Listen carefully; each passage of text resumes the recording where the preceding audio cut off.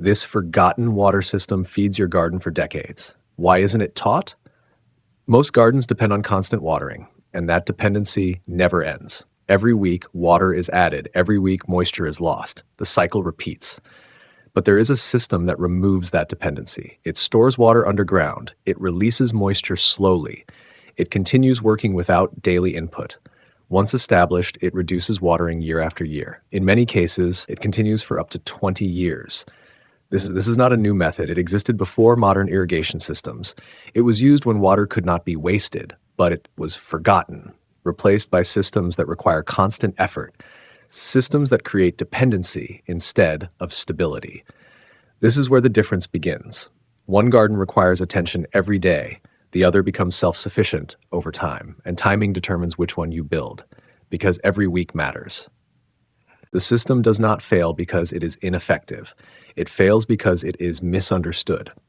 A self-watering garden is not created by adding water. It is created by storing water in a way that continues to function without intervention. This is the difference most people never understand. They build the structure, but they continue the old behavior. Surface watering, frequent irrigation, exposed soil. These actions break the system because a self-watering system is not based on supply. It is based on retention. Water is stored below the surface, protected from sun and wind, released slowly through the soil profile. This is what allows the system to function without constant input. And over time, the effect compounds. Wood absorbs water during wet periods. Organic matter holds moisture like a sponge. Soil structure distributes it gradually. This creates a cycle, not a schedule. The system begins to regulate itself. That is what makes it self-sufficient. That is what reduces labor. And that is why it can continue working for years. In many cases, for decades, up to 20 years. Because the system is not consuming resources, it is storing them. This is not new. It existed long before modern irrigation. It was used when water was limited, when survival depended on efficiency, but it was forgotten, replaced by systems that require constant input. Systems that create dependency. Because dependency creates ongoing work, and ongoing work replaces long-term thinking. That is the difference. A reactive garden requires effort every day. A design system reduces effort over time. One depends on labor, the other builds stability, and every week matters, because each week spent without a system is a lost advantage. While one garden stabilizes, the other remains dependent. The system works. What fails is discipline. A self-watering garden is not a technique. It is a structure that replaces dependency with storage. It functions because water is retained below the surface and released slowly over time. When that principle is respected, the system stabilizes. When it is ignored, the system collapses.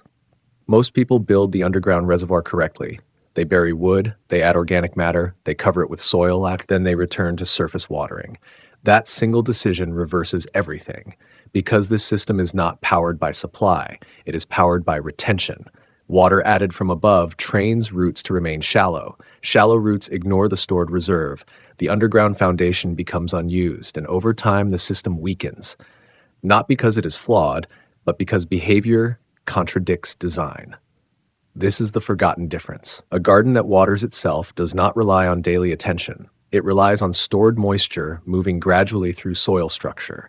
Wood absorbs excess rain during wet periods. Organic matter functions as a sponge. Soil regulates release through capillary movement. That cycle continues without constant input.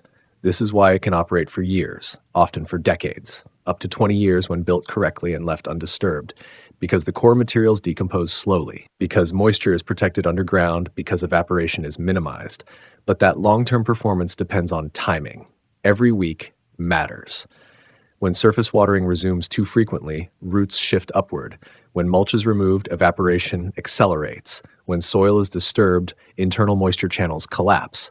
These actions seem minor, but systems fail gradually, not instantly. The loss is invisible at first. Slightly drier soil, slightly more frequent watering. Slightly weaker root structure, then dependency returns. And with dependency comes labor. This is how a self-sufficient design becomes another high-maintenance garden. The system itself was never weak. It was interrupted. The difference between a reactive garden and a long-term foundation is consistency. Storage must remain protected. Mulch must remain continuous. Water must be applied deeply and rarely.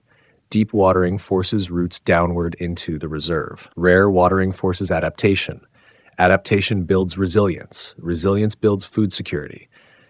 This method was not invented recently. It predates modern irrigation systems.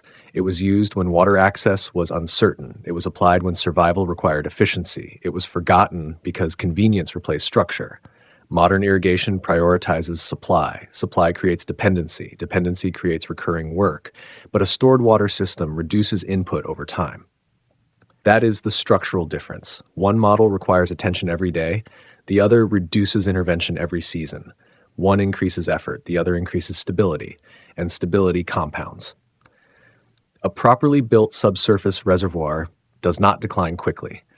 As wood decomposes, it improves soil structure. As organic matter integrates, microbial life expands. The system strengthens with age. This is why the 20-year claim is realistic, because it is not mechanical. It is biological. Biological systems improve when undisturbed, but only when timing is respected. Delay rebuilding mulch and evaporation increases. Delay adding organic recharge and storage capacity declines. Delay root training and shallow dependency returns. Every week matters because each week either reinforces the system or weakens it. This is the long-term difference between gardening for yield and building a foundation for food security. One produces crops, the other produces stability. And stability is what makes a garden truly self-sufficient. The next section will define the structural layer that determines whether this system accelerates or plateaus, and why without it, the self-watering mechanism never reaches full long-term potential. The system is built underground, but it is controlled from the surface. Without a stable surface layer, stored water is constantly lost before it can be used. This is where most systems plateau.